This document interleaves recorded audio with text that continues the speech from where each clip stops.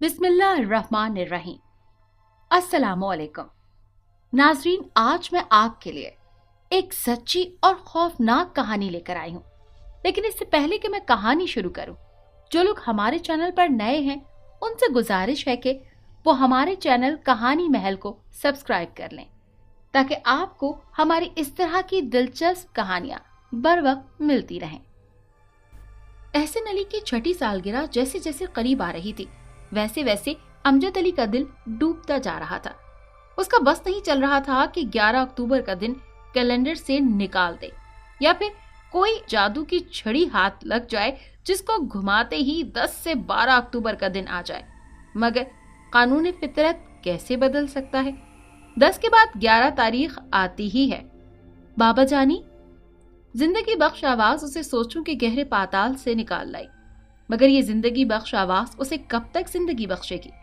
11 अक्टूबर में अब दिन ही कितने रह गए थे? जी बाबा की जान, उसने एहसन को अपने साथ लगाते हुए कहा। बाबा जानी, अपनी बर्थडे पर मैंने इतनी बड़ी गाड़ी लेनी है। मासूम एहसन ने अपने हाथों को हद्दुल इम्कान फैलाते हुए कहा। अमजद अली की आंखें आंसुओं से लबरेज हो गईं और बेटे को गोद में बिठाते हुए बोला, जरूर बेटा, जैसी कार आप पसंद करोगे वैसी ही कार लेंगे। सच बाबा जानी? उसकी रोशन आंखें खुशियों से भर गईं। उसने बेटे के गाल चूमे बड़ी अकीदत, मोहब्बत और एहतराम से। ऐसा करते हैं कि अभी चलते हैं।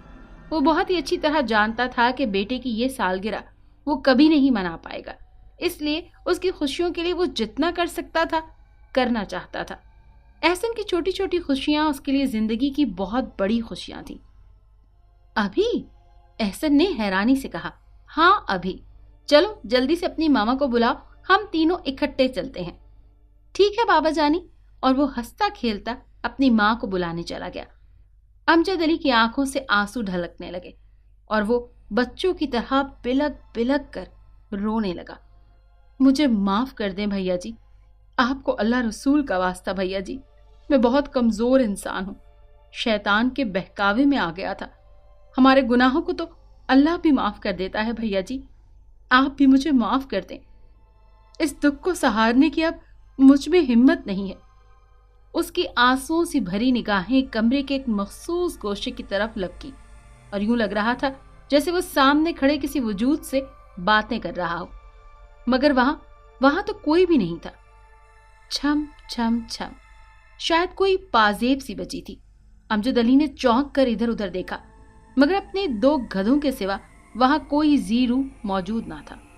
इस सहराई इलाके में मिट्टी इकट्ठी करने आया था और मिट्टी को गूंद कर बर्तन बनाया करता था। उसके हाथ के बने बर्तनों की दूर दूर तक धूम थी। खास तौर पर उसका बड़ा भाई अकरम अली तो ऐसा फनकार आदमी था कि उसके हाथ के बने बर्तन लोग महंगे दामों खरीदने को भी तैयार हो जाते थे।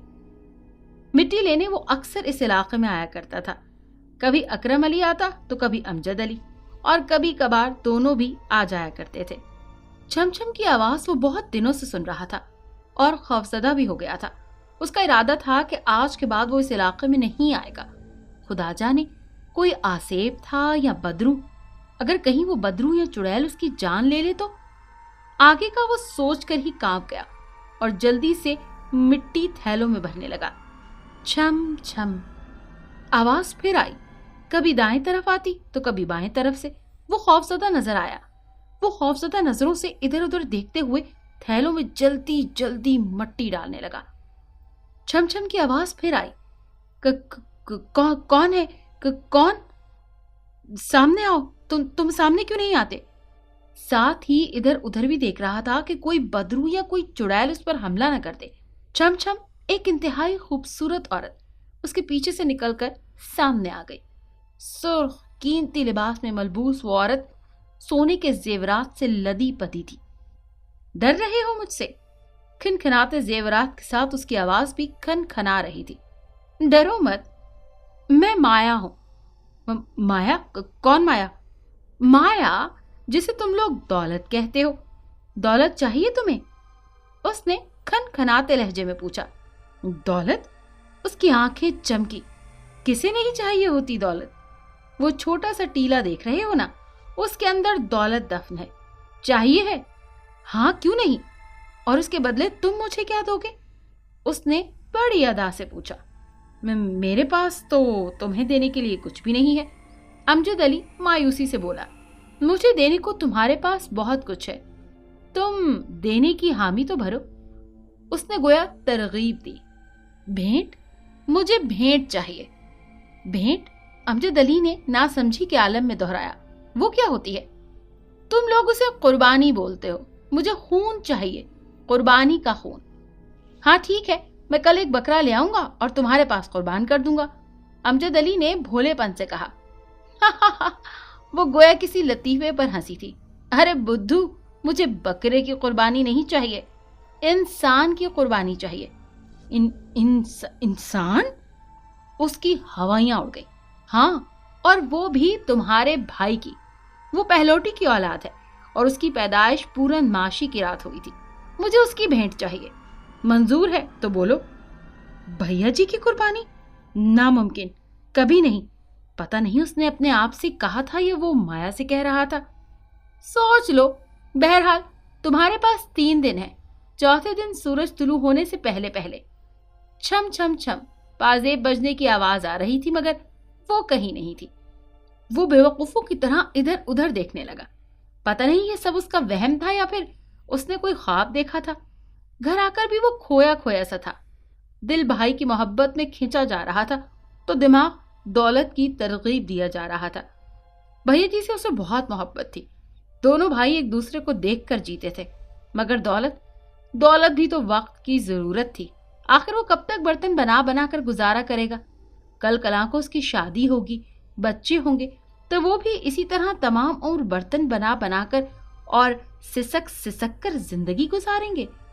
दिलो दिमाग की जंग ने उसे निढाल कर दिया, मगर फिर भी वो उस जगह जाना चाहता था। वो ये जानना चाहता था कि ये सब उसका वहम था या फिर वो माया वाकई हकीकत थी। और ये हकीकत ही थी। गधों पर मिट्टी लादते हुए, गधों को हुनकाते हुए उसे हर तरफ से छम छम की आवाजें आ रही थी। गोया ये उसका वहम नहीं था। दूसरे दिन वो वहां नहीं जा सका। तीसरे दिन भैया जी उसके साथ जाने पर तैयार हो गए। अमजद अली मिट्टी सही नहीं ला रहा था, इसीलिए भैया जी उसकी रहनुमाई के लिए साथ चले आए थे। अमजद अली का दिल धक धक कर रहा था। दिलो दिमाग में जंग अभी तक जारी थी। भैया जी के साथ आने से इस जंग में शिद्दत आ गई थी। अगर वो साथ न आते तो शायद जंग खत्म हो जाती, मगर शायद अल्लाह पाक को उसकी आजमाइश मकसूद थी। भैया जी मिट्टी की क्या खुसूसियात बता रहे थे उसे बिल्कुल समझ नहीं आ रही थी। उसे तो हर तरफ छम छम की आवाजें आ रही थी। 2-1 मर्तबा तो जेवरात की खनखनाती माया भी नजर आई, मगर वो नजरअंदाज कर गया। फिर पता नहीं क्या हुआ, अमजद अली का कांधा भैया जी से टकराया और भैया जी अपना तवाजुन बरकरार न रख सके। वो दोनों इस वक्त एक ऊंचे टीले पर खड़े थे। नीचे पड़े नोकीले टीलों पर भैया जी इतने बुरे तरीके से गिरे कि उनका सर फट गया और वो चंद लम्हों में ही खत्म हो गए। उनके मरने की देर थी कि न जाने कहां से शेरों के हिसाब से सिक्के और जेवरात नमूदार हुए। अमजद अली ने सबसे पहले तो सारा खजाना बोरियों में भरकर गधों पर लादा। फिर भैया जी की लाश को गधे पर रखकर रोता पीटता गांव आ गया। लोगों को उसने यही बताया कि भैया जी टीले से फिसल कर गिर पड़े और पत्थरों से टकराकर उनकी मौत वाक़ई हो गई, और शायद हकीकत भी यही थी। भैया जी के बाद गांव में अब उसका कौन रह गया था? फिर वैसे भी इतनी सारी दौलत के साथ उसने गांव में थोड़ी रहना था। सो सब कुछ छोड़ छाड़ कर वो बहावलपुर चला गया। बेइंतहा दौलत के साथ कारोबार शुरू किया और उसने कारोबार की दुनिया में बहुत ही थोड़े अरसे में अपने कदम जमा लिए। शादी तो जिंदगी का लाजमी हिस्सा है। सो कारोबारी हल्के में अपने एक दोस्त की बहन को अपनी दुल्हन बनाकर अपने महल को आबाद करने ले आया। जिंदगी इतनी खूबसूरत हो जाएगी उसने कभी सोचा भी ना था। कभी कभार भैया जी की याद उसके दिल में चुटकियां लेती तो वो उन्हें झटक देता। जिंदगी अब आगे ही बढ़नी थी। बाबर अली पैदा हुआ तो उसकी खुशियों का कोई ठिकाना ना था। जिंदगी अब मुकम्मल हो गई थी। उसे और क्या चाहिए था? बाबर अली के 2.5 साल बाद आसिम अली ने आकर उसकी खुशियों को 4 चांद लगा दिए। जिंदगी से उसे अब और कुछ नहीं चाहिए था। उसके बच्चे पढ़ लिख कर अपनी मंजिलों तक पहुंच जाए तो उसकी जिंदगी का मकसद गोया पूरा हो जाएगा। पहला बेटा होने के नाते बाबर अली अमजद अली को ज्यादा ही प्यारा था। उसकी छठी सालगिरह करीब आ रही थी और वो अपनी बीवी के साथ मिलकर उस दिन को बहुत ही धूमधाम से मनाने का प्लान बना रहा था। सब तैयारियां मुकम्मल थी। सालगिरह के खूबसूरत कार्ड्स बांटे जा चुके थे। लॉन की डेकोरेशन मुकम्मल थी। 15 पाउंड केक का ऑर्डर दिया जा चुका था कि सालगिरह से एक दिन पहले बाबर अली को डायरिया हो गया और शिद्दत के साथ हमला हुआ। डॉक्टर की ट्रीटमेंट के बावजूद भी ऐन अपनी सालगिरह की सुबह वो इस जहान फानी से मुंह मोड़ गया। अमजद अली और उसकी बीवी गोया पागल से हो गए। पहली औलाद और वो भी बेटा, उसका जितना गम मनाते कम था, मगर वक्त सबसे बड़ा मरहम है। आहिस्ता आहिस्ता उन्हें भी सब्र आ ही गया। फिर अहमद अली और आसिम अली ने उनकी तवज्जो खींच ली। अल्लाह पाक ने बाबर अली की जगह एहसन अली को उन लोगों के पास भेज दिया। नया खिलौना पाकर वो बहल गए। अहमद अली की छठी सालगिरह करीब आने लगी तो अमजद अली को खौफ सा महसूस होने लगा, जैसे कोई अनहोनी होने जा रही है। शायद ये बाबर अली के अचानक चले जाने की वजह से खौफ महसूस हो रहा है। उसने सोचा कि कहीं अहमद को भी कुछ ना हो जाए। सोचे बिला रोक टोक उसके जहन में कब्जा जमाए जा रही थी। वो भी तो 6 साल का होने लगा था और अमजद का खौफ बचा था। ऐन अपनी सालगिरह के दिन खेलते हुए वो पत्थरों पर गिरा तो उठ ना सका। अमजद अली की जिंदगी से खुशियां अब रूठने लगी थी। जिंदगी की खूबसूरती मांग पड़ने लगी थी। 2 बेटे गवाकर वो मुरझा सा गया था। उसे अब खौफ महसूस होने लगा था। दोनों बच्चे अपनी छठी सालगिरह वाले दिन दुनिया से रुखसत हो गए। इसमें क्या राज था? उसकी समझ से बाहर था। बाकी दोनों बेटों के मामले में अब वो मोहतात हो गया था, मगर होने को कौन टाल सकता है। लाख एहतियात के बावजूद, वो हरदम उनके साथ रहने के बावजूद आसिम अली उनके हाथों में अपनी जिंदगी की बाजी हार गया और यह उसकी छठी सालगिरह थी। वो तो पागल हो गया। क्या गलती हुई है उससे? उसकी औलाद 6 साल से ज्यादा जी नहीं पाती। क्या गुनाह किया है? क्या गुनाह किया है उसने जिसकी इतनी कड़ी सजा भुगत रहा है? यह आसिम अली की मौत का 3रा दिन था। वो गम से निढाल अपने कमरे में पड़ा बेटों का सोग मना रहा था।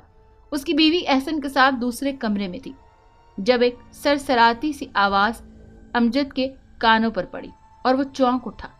अमजद ने इधर उधर देखा मगर वहां कोई ना था। कौन कौन? अमजद अली। साथ ही एक शबीह भी वाज़ेह हुई। भैया जी, इसी दौलत के लिए मुझे मारा था ना? भैया जी के वजूद से सरसराती हुई आवाज निकली। मैंने नहीं मारा था। सच में मैंने नहीं मारा था। अमजद अली अपनी सफाइयां पेश करने लगा। ये तुम अपने आप से पूछो कि तुमने मुझे मारा था या नहीं। भैया जी ने उंगली से उसकी तरफ इशारा करते हुए कहा। मिल गई दौलत तुम्हें? यही चाहते थे ना? मगर औलाद की दौलत तुम्हें कभी नहीं मिल सकती। अपनी सारी दौलत देकर भी तुम औलाद की दौलत नहीं पा सकते। तुम्हारा और तुम्हारी औलाद का साथ सिर्फ 6 बरस का होगा और ये मेरा नहीं, कुदरत का फैसला है। कानून कुदरत है। भैया जी, भैया जी, अमजद अली चिल्लाया मगर वहां कोई नहीं था। बहावलपुर की गलियों में आज भी एक पागल आदमी फिरता है जो सिर्फ एक ही लफ्ज बोलता है, भैया जी, भैया जी। कोई उसे खाना दे देता है तो खा लेता है, वरना कई कई दिन तक भूखा रहता है, मगर उसे इस बात की कोई परवाह नहीं होती। जिस दौलत की खातिर उसने भाई की जान ली थी वो कब का मुंह मोड़कर जा चुकी है। अब सिर्फ अमजद अली है और उसकी आवाज, भैया जी, भैया। अगर आपको ये कहानी अच्छी लगी है तो इसे लाइक कीजिए और हमारे चैनल कहानी महल को सब्सक्राइब कीजिए। और हाँ, अगर आपके किसी दोस्त, रिश्तेदार या बहन के साथ खुदा न खास्ता इस तरह का कोई भी वाकया पेश आया है तो हमें कमेंट सेक्शन में उसके बारे में जरूर बताइए।